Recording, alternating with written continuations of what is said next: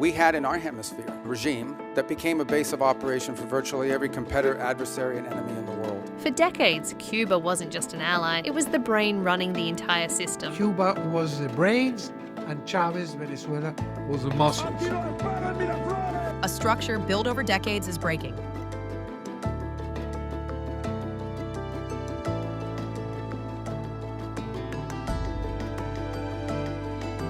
Welcome, everyone, to Unconventional Knowledge from Geopolitical Intelligence Services. I'm Andy Kureth, Managing Editor here at GIS, and today we're turning to Latin America at what feels like a real pivotal moment. For years, Venezuela sat at the center of a regional network, political, ideological, and economic, and it linked Caracas with Havana and influenced developments in Colombia and beyond.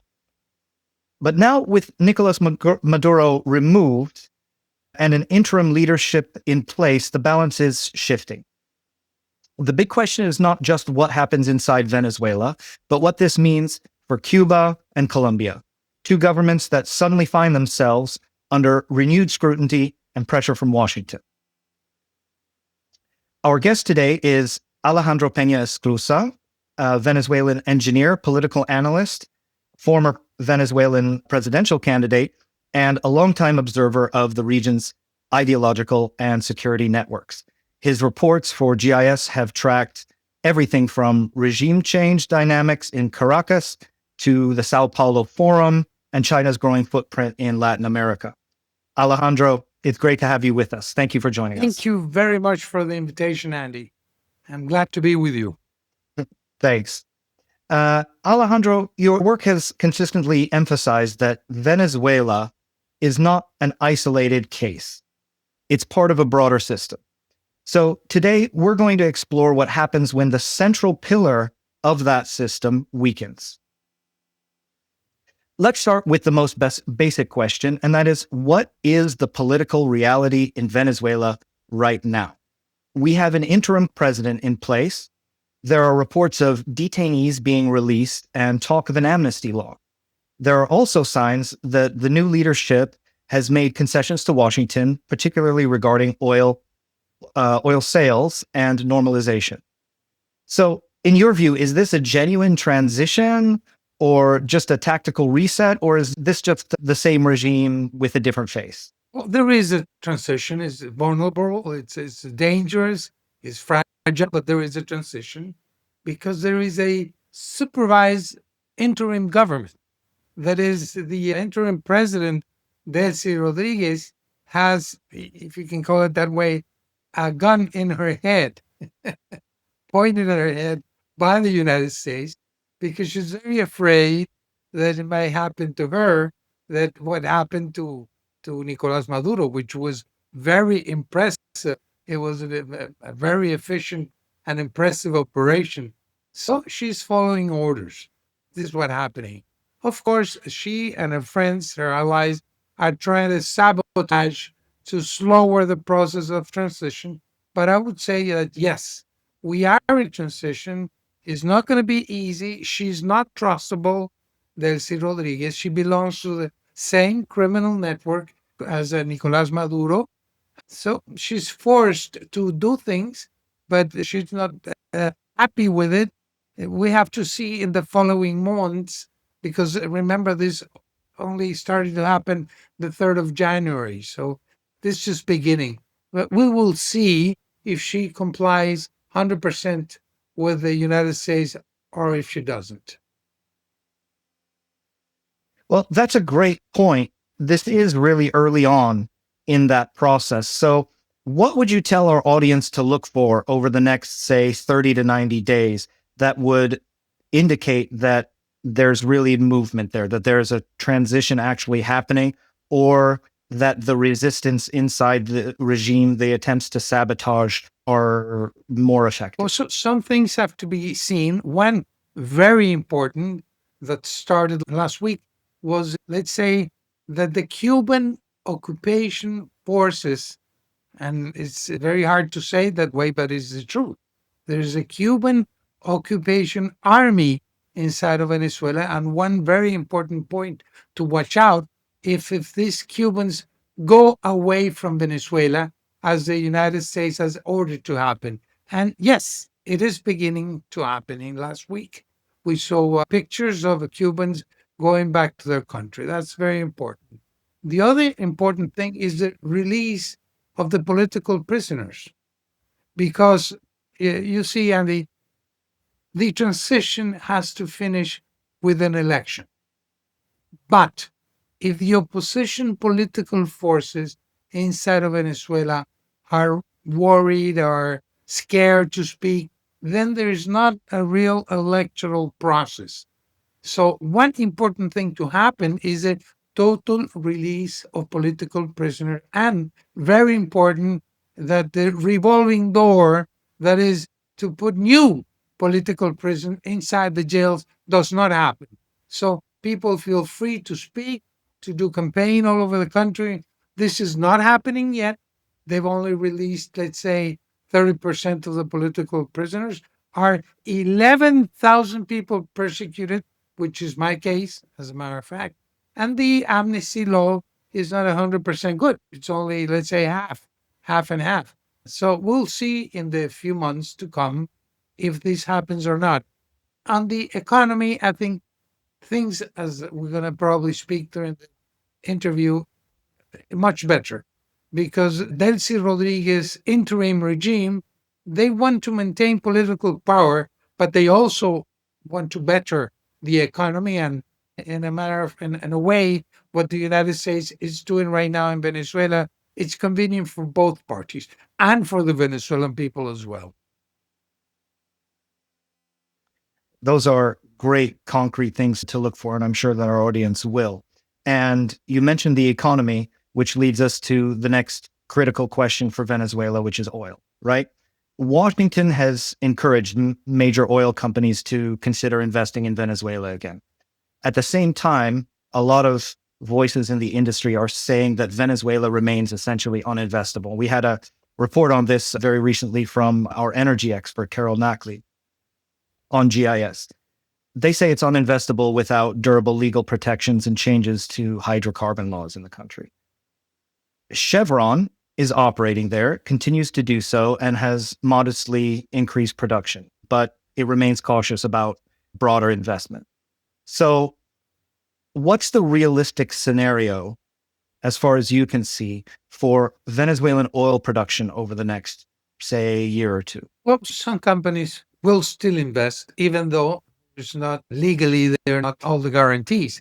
Why? Either because they're already there, like Chevron, or because they have debts to collect. So it's more important to start working inside Venezuela to make sure that the debts are being paid by this interim regime, or for other reasons. Because, for example, the oil in Venezuela, or part of it, is very easy to extract, especially in the zone of Maracaibo Lake and in the eastern part of Venezuela. Not in the south, where the Orinoco River is, because that's heavy oil. But in those other parts, it's easy. And the transportation from Venezuela, let's say to Texas or to Louisiana, is easy. It takes just a few days. There is not a turmoil. I mean, if the political problem in Venezuela is solved, it is safe to transport oil from Venezuela to the United States. We must remember also that Venezuela and the United States had a long relationship, a durable relationship based on oil business, which was only interrupted during this 26 years of Chavez and Maduro. So it would be natural for the American companies to go to Venezuela and invest. So there will be a part of the investment coming now. As a matter of fact, already $1 billion was collected by this oil extraction in Venezuela during these few weeks. The Secretary of Energy of the United States, it's expecting for this to increase to $5 billion, and probably by the end of the year to $10 billion.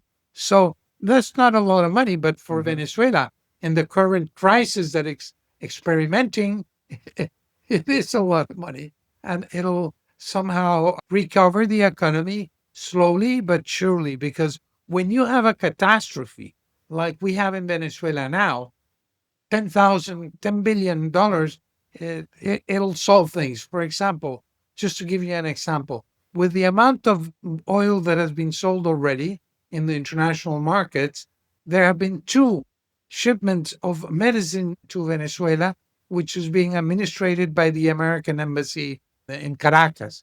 And these are 6 tons of medicine each. Well, this has come like a relief to the Venezuelan hospitals that have no medicines at all because of the crisis. So it's relative. Some will come now to invest in Venezuela, and others will come after there is an election. It's going to be an increasing process, but at the end, I believe that the $100 billion that are needed to increase the production of what was before in 1998, we was 3.6 million barrels a day. To return to that kind of production, you need 100 billion. Well, it'll take more than few years, and first of all, a new election has to come. Right. Okay. So yeah. So what I'm hearing is this is even the 10 billion. If it could come this year, it would be absolutely critical. And then for a larger ramp up, that'll take longer. There'll need to be elections and more stability. Yes. I want to touch also on security and organized crime. I mean, that's been a big theme of your reports as well. And you framed Venezuela as central to Washington's hemispheric posture, particularly when it comes to organized crime networks and what has been described as the cartel of the suns. How much of the current U.S. approach, in your view, is about geopolitics, and how much is it about dismantling criminal structures in the region? Well, it's all interrelated, Andy, because if you take into account, if you read carefully the new National Security Strategy Memorandum of the U.S. published in November of last year, there are 4 things that Venezuela is related and that Venezuela becomes a threat to the United States. First, illegal migration, because in Venezuela, because of the humanitarian catastrophe, 9 million Venezuelans were forced to flee of the country. I'm talking about almost a third of the population, many of which, of course, not all, to Colombia and to Ecuador and Peru went the most, but to the United States, maybe 500,000. And inside those were also members of the Tren de Aragua, a terrorist organization created by the cartel of the suns in Venezuela. So this becomes a threat to the United States. So the U.S., one of the things it wanted to do by extracting or capturing Nicolás Maduro was to stop this illegal migration coming from Venezuela. The second important point is drug trafficking. Well, Nicolás Maduro was or is the head of the cartel of the suns, which is responsible for distributing 20% of the cocaine that is consumed in the Western Hemisphere. Venezuela is not a producing country, but since there's this interrelation of the cartel of the suns and the government, or I would say it this way, the Venezuelan regime and the cartel of the sun is the same thing. So for the first time in history, a country is taken over by a drug cartel and uses everything of that country, that is the central bank, the oil company, the foreign minister, the presidency, the military, in favor of the cartel.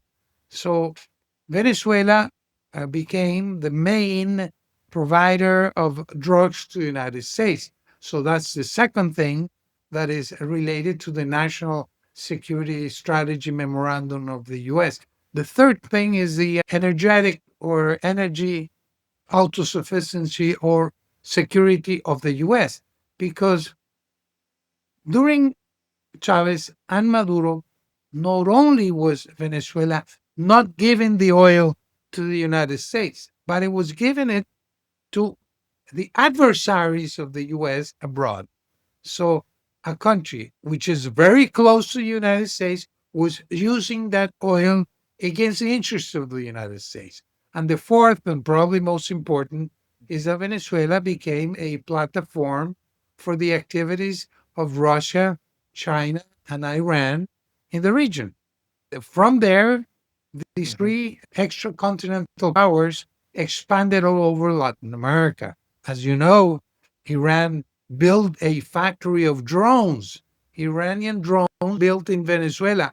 The Russian Kalashnikov rifle company was created also a factory of ammunition of these Kalashnikovs. So Venezuela, considering all these four factors, became a threat to the United States, to the national security of the US, and this is all interrelated.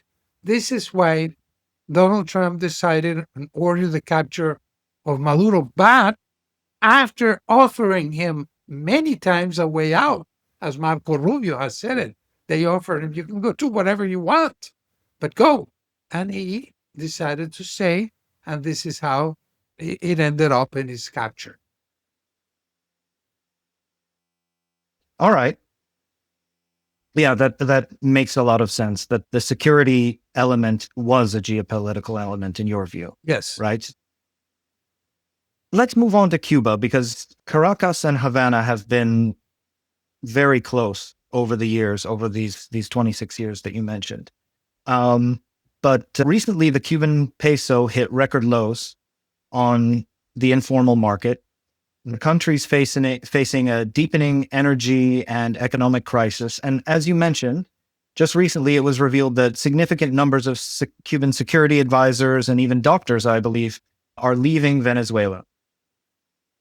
And so much of Cuba's recent stability depended on Venezuelan oil flows and this political alignment.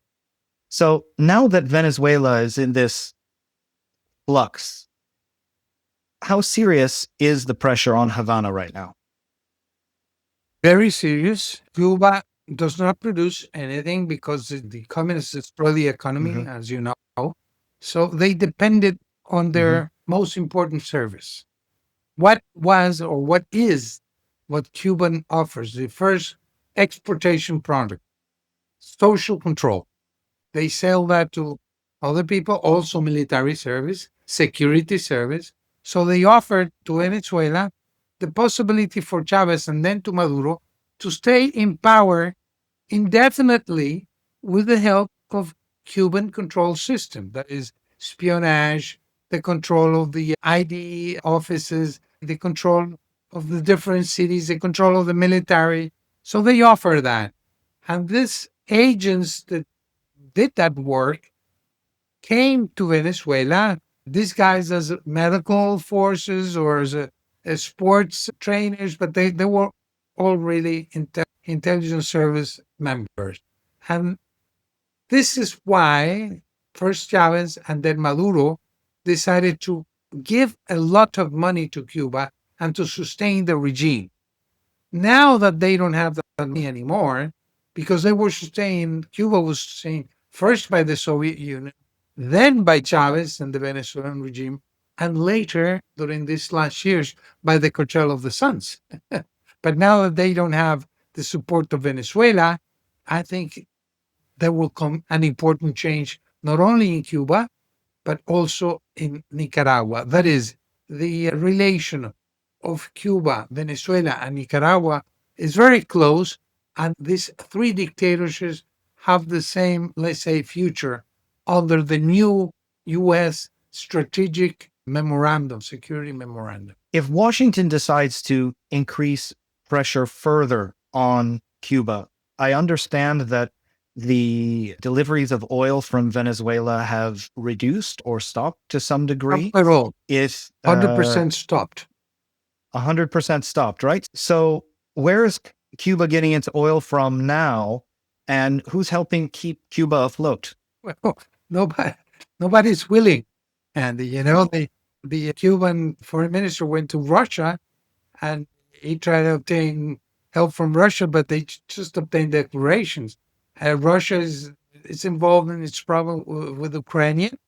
And I'm sure that Russia is not going to do anything to sustain Cuba, as did not do anything to sustain Maduro or the Syrian dictator.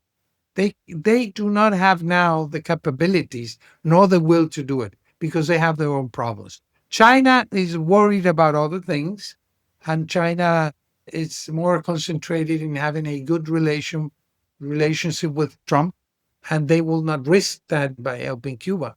On the other hand, Cuba, let's say, was useful decades ago in the Cold War. Now they don't have any function.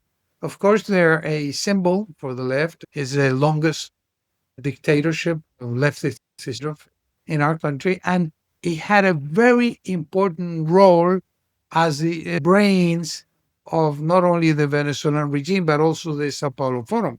But the Sao Paulo Forum is also in a very difficult situation. So Cuba is not useful anymore, at least as it is. It's only problems. So only Mexico, Claudia Sheinbaum, was ready to send some oil to Cuba, but after the conversation she had with Donald Trump, she decided to stop.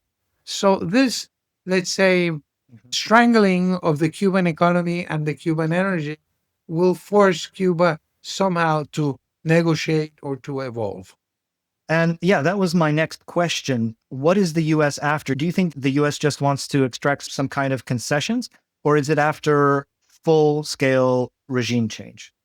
Sure, as Trump has said it, and also Rubio have said it, they want a return to democracy, and they'll fight for that. Because again, I return to the memorandum, the National Security Strategy Memorandum of November last year. If you read it carefully, Cuba has no place there. Cuba has been the brains of everything that's been doing against the United States in Latin America.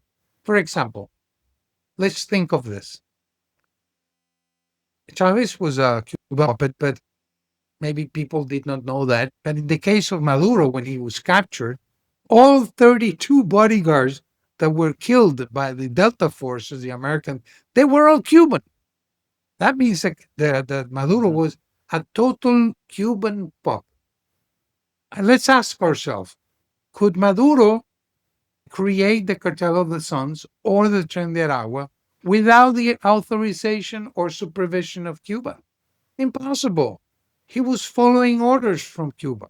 So what Cuba has been doing during the last decades is maybe they don't dirty their hands in the dirty work against the United States, but they use proxies like Chavez, like Maduro, and others. So the United States has realized that Cuba is also a danger for their national security, and now this is expressed in a declaration, in a memorandum signed by Donald Trump, formally declaring Cuba as a threat to the United States because they now have the information. So I don't think Cuba can remain as it is in terms of the interest of the United States. I think when they say that Cuba has to return to democracy and to open their economy, I think they're saying it seriously, and they'll do everything to make sure that happens. What do you expect from Cuba in the short to medium term? Do you expect it to tighten control to try and tamp down any opposition, or do you expect them to maybe introduce small reforms to try and loosen the pressure? Well, they've been so many years in power that things have changed. As I said before, the Cold War does not exist. We live in a different world. The Cuban nomenclatura, they're all rich and fat. You've probably seen their pictures. They don't want problems. They want to enjoy their money. Their sons and grandsons, they're a different kind of people. They're businessmen.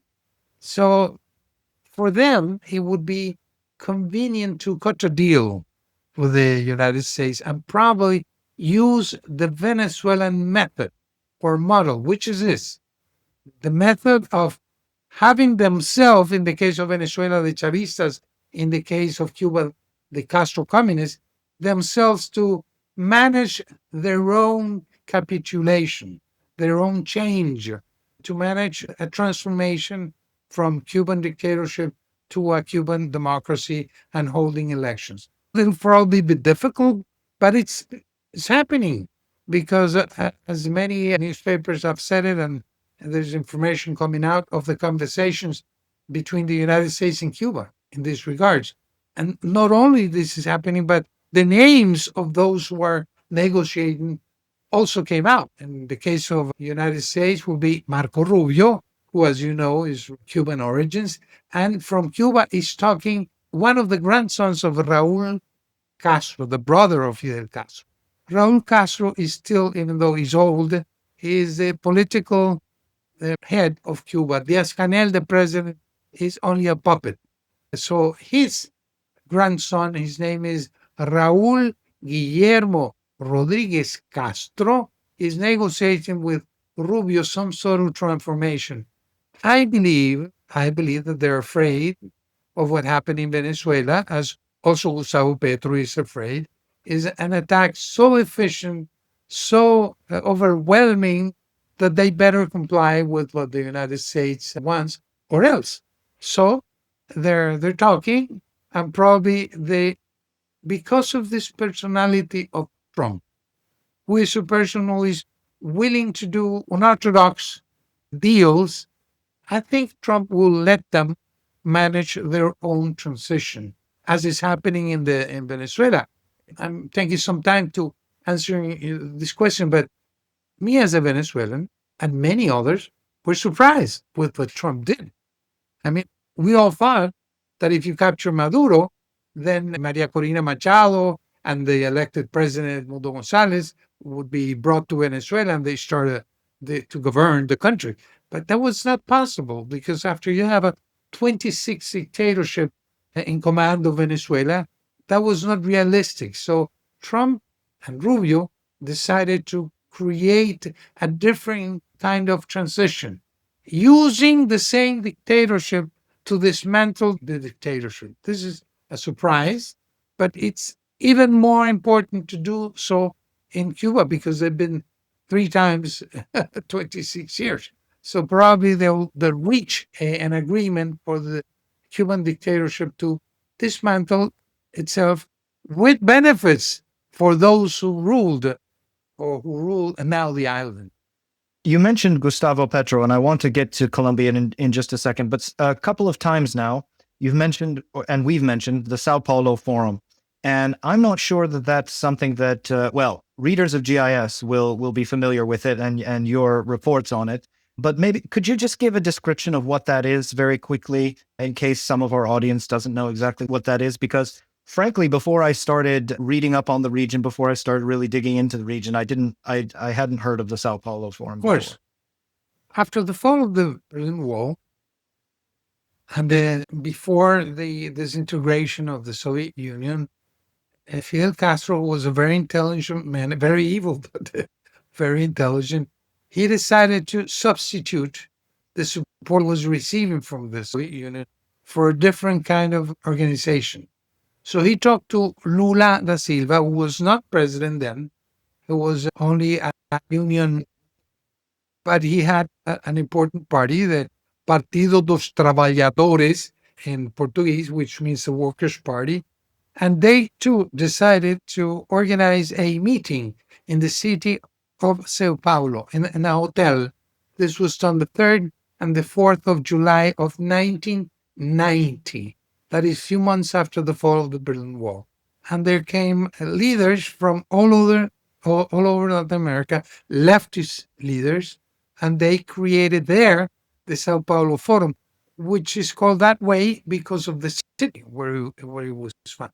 At the beginning, the objective was only the survival of the left in Latin America. But when Hugo Chavez won the election in 1998 and became the president of Venezuela, before that, he inscribed himself in the Sao Paulo Forum. I'm talking about May 1995. He became a member of the Sao Paulo Forum. For me personally, I worried a lot because Chavez did not have the possibility, did not have any chance to become president of Venezuela unless he would receive support for this international Latin American organization, which he did. So he cut a deal.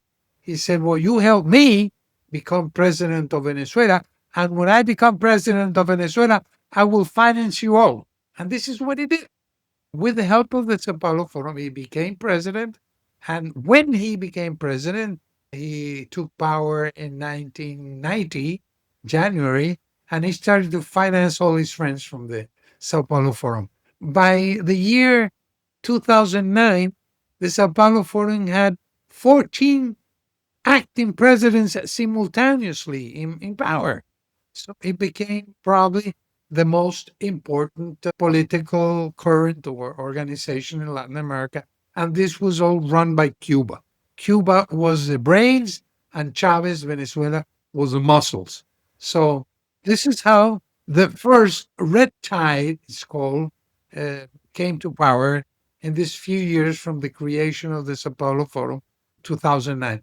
Then they had a setback, then they had a second return, a second red tide, and now they're in a situation very difficult because there is a shift to the right in Latin America. The left is losing elections, and there's Trump in the White House. There's a new sheriff in town. So they are in a very difficult situation now, the Sao Paulo Forum. So this, in few words, is what I could say about the Sao Paulo Forum. But I wrote a report for GIS, and our readers can take a look at it, and there are some sources, and they can read the sources and learn more about the Sao Paulo Forum. Absolutely. And we encourage our readers to go to gisreportsonline.com to check out that report and many of your others. Thank you for that. That was perfect. That was just what I was looking for. And now let's turn to Colombia, because relations between Washington and President Gustavo Petro have deteriorated very sharply.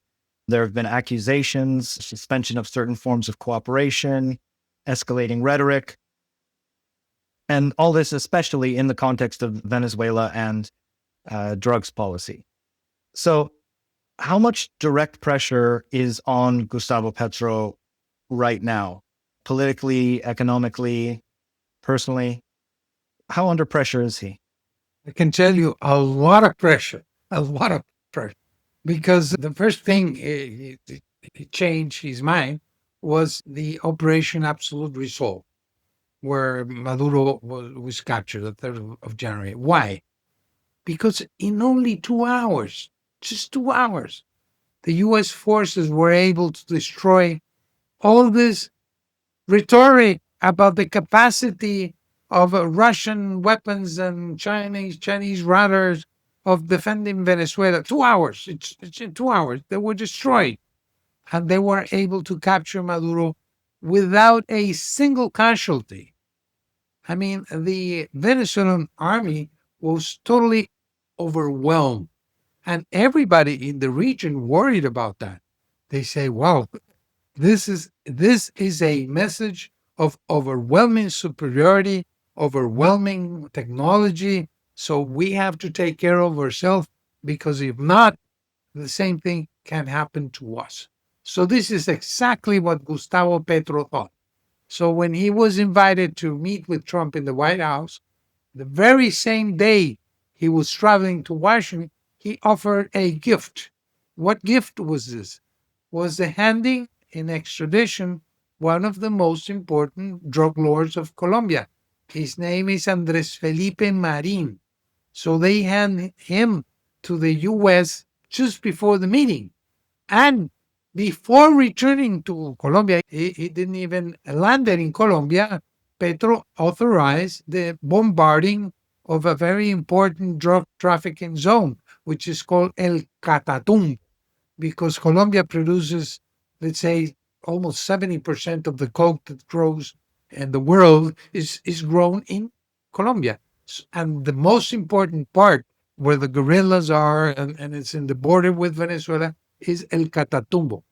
And Petro ordered the use even of U.S. equipment, which is Colombian army uses because of the long tradition, the long relationships they've had, to attack El Catatumbo and destroy coca crops there. So after what happened in Venezuela, I think Petro thought it twice, and he decided to collaborate with the U.S. I understand, Andy, that he was also told in that meeting that he, not Petro, should not interfere with the elections that are coming soon in Colombia. Well, right. My next questions were actually, it was going to be about the pressure that Washington is putting on Petro, Colombia, if that helps the opposition there, and also what you expect from these elections that are coming up in Colombia. Will there be a policy reset? Well, logically, what should have happened when the U.S. put Petro in the OFAC list, and when Trump himself accused Petro of being a drug leader, what should have happened is that the Colombian opposition and the Colombian institution should have been united. He should have understood that Petro was a threat to the future of Colombia, to the stability, to the economy of Colombia. And a country like Colombia that has this long-term relationship with the United States and is dependent also in the U.S. markets should somehow change Petro for someone else, and the elections was the normal procedure. But somehow, because of differences, because of ambitions and other things, the Colombian opposition has not been united with one single candidacy for next election. What will happen is this.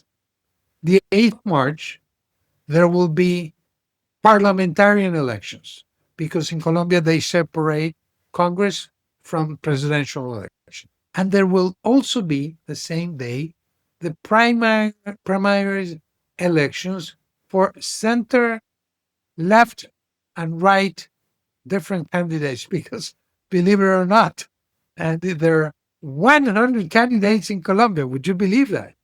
But that will be somehow defined in those primaries. Some people are not participating in these primaries, but at the end of May, there will be the first round, the first presidential election round, and from there, there'll come out 2 candidates.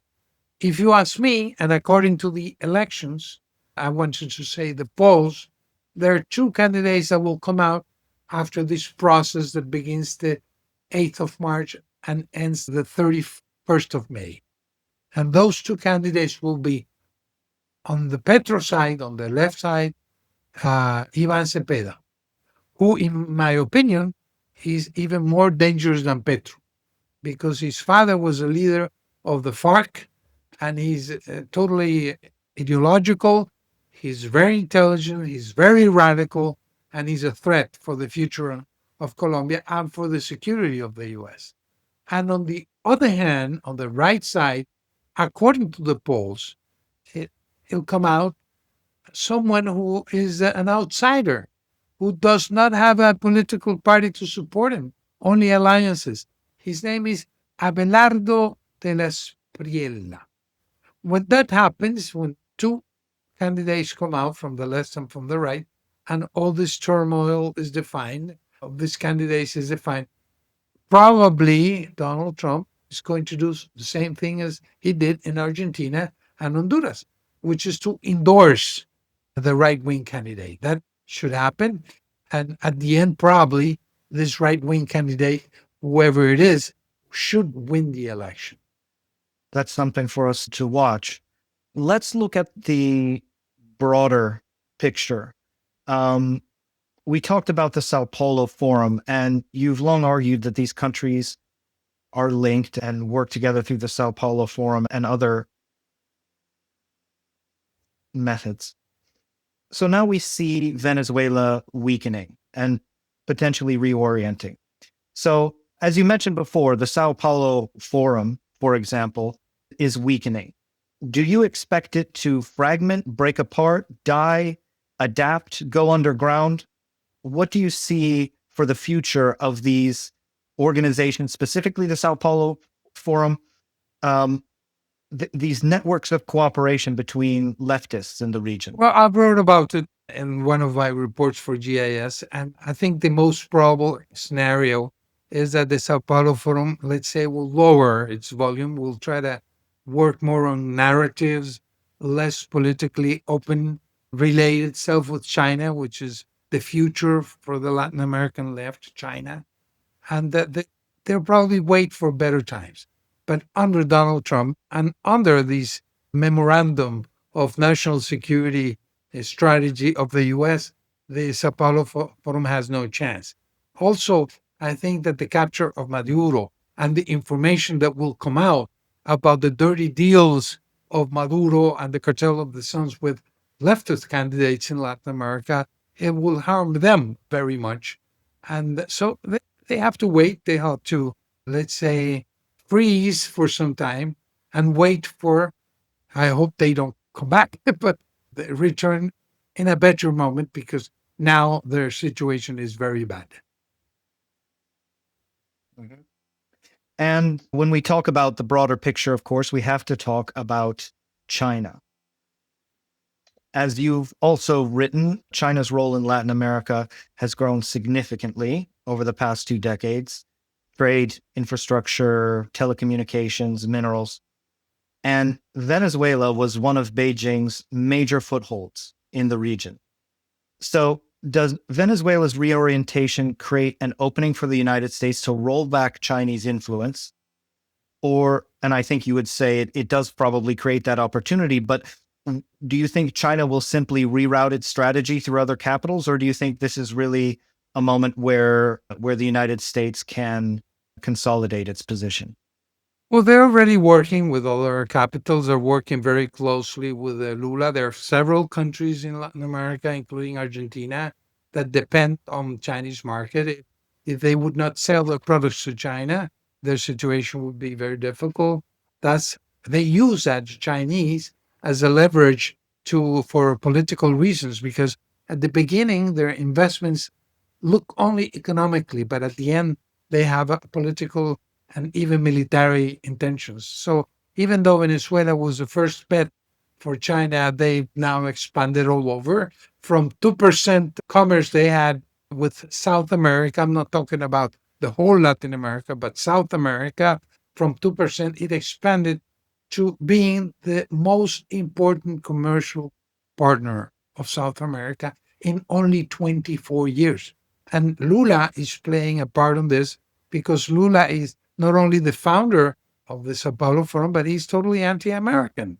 So he's working with the Chinese, he's working to find other markets, other influence, other currency different to dollar. He's working with the BRICS, and he authorized the Chinese to build a very important infrastructure structure, which is the train that will go from the Atlantic to the Pacific and arriving to the port of Chancay in Peru, which is a very important port built by the Chinese to be used for only commercial reasons with mostly China. So China is investing a lot of money. In this moment, they're investing $300 billion in infrastructure. To understand that quantity, let me tell you that the 7th of March, there will be a meeting with Donald Trump and several Latin American presidents to discuss the Chinese influence in our region. And Trump has offered to give, let's say, loans and investments for $10 billion.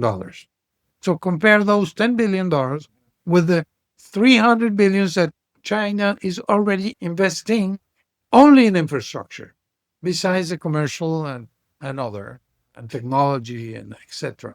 So it's not going to be easy. I think what the Latin America should do is to at least stop contracts in defense with China, in defense, technology, and strategic minerals like lithium. If that is achieved, well, that'll be an advance, but it won't be easy to, let's say, eliminate, or basically impossible to eliminate the Chinese influence, but at least what should be achieved is to make sure that China does not control the strategic factors or defense factors. Because, for example, there's a station that they have in Neuquén, Argentina, which is a space station to observe the deep space. The contract is for 50 years and it's extraterritorial. That is, the way the contract was signed is that the Argentinian authorities are not able to supervise this investment in Argentina. And they, these people in the space station in Neuquén with the military in China. This is important. This is a threat to our regional security, and this kind of thing should be, let's say, diminished. Okay, so yeah, so what I'm hearing is that this change in Venezuela gives the U.S. something, but this is a longer term competition in the region that we're going to be watching. Definitely. Let's go ahead and finish up, and I just want to close with one kind of very general question for our audience, which always wants to know the scenarios and what to watch for. And that's this. What would you advise our audience are key indicators to watch in the region over the next 3 or 4 months, between, say, now and the beginning of summer, to see what direction the region is heading in, whether it's kind of stabilizing or whether there might be a broader crisis on the horizon? What are some factors that you think are determinant that we should be watching for within the next few months? Say 3 factors. First, if the shift to the right continues, because as we've written for GIS, there have been elections won by the right in Bolivia, Argentina, Chile, Honduras, Costa Rica. There are 3 more elections coming, very important, the 3 of them: Peru, Colombia, and Brazil. If the right-wing parties win those elections, that is a signal that the country is stabilizing and it's going for democracy, human rights, etc., and develop. The second thing is if the influence of Iran, Russia, China diminishes, and that the Cubans get out of countries like Honduras, not only Venezuela, because they have assets all over Latin America. So if foreign extracontinental powers go out of Latin America, that would be the second signal. And the third, and not less important, is the fight against drug trafficking and organized crime. Because probably, as is being now seen in Mexico, after the death of this drug lord by the name of Nemesio Cervantes, after he was killed, this turmoil exploded all over Mexico, which gives you an idea of how powerful are these drug cartels. And it makes it true the worries of Donald Trump about these drug trafficking cartels. There's a Jalisco New Generation cartel in Mexico, and the cartels that's on in Venezuela. So the fight against the cartel, if it continues and victories are obtained, then that would be the third signal that Latin America is going in the right path. Well, perfect. Those are very 3 concrete things that we can look for. And Alejandro, I just want to thank you for your expertise. You know, we've started in on Venezuela and we've branched out to Cuba, Colombia, and we've ended here with implications for the region and, in fact, the entire world. So I can tell you that at GIS, Latin America isn't always the region that gets the most attention, but what you've helped us do is see how influential it really can be when it comes to the global geopolitical stage. So thanks so much for joining us today. I think that our audience really got a lot out of the discussion today. Thank you very much. It was my pleasure to be with you. Well, the pleasure is always all ours, Alejandro. But to everyone else listening and watching, if you'd like to explore Alejandro's analysis and all our analysis on Venezuela, the region, if you'd like to take a look at that in greater depth, please go check out those reports at gisreportsonline.com. Thanks, everybody, for joining us, and we'll see you next time on Unconventional Knowledge. Thanks, and take care, everybody. That's it for this episode of Unconventional Knowledge, a podcast from Geopolitical Intelligence Services. Thank you for listening. New episodes are released on the first Monday of every month, so subscribe on Spotify, Apple Podcasts, or wherever you listen to stay updated. For more analysis on global affairs with a detailed focus on future scenarios, visit gisreportsonline.com. And if you'd like to explore how any of the trends discussed today could could affect your business or industry?